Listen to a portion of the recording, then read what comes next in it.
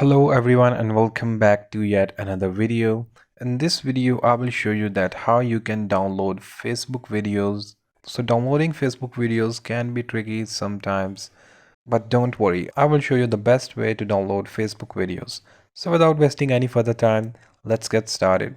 First of all, let's go to our Facebook app and scroll down to the video that you want to download into your gallery.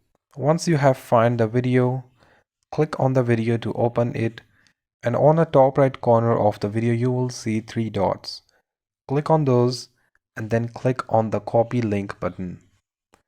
Now I want you to head over to your browser and search for Y2Mate.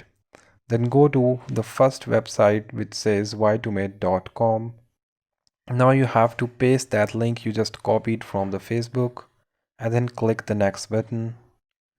Now it will process the video.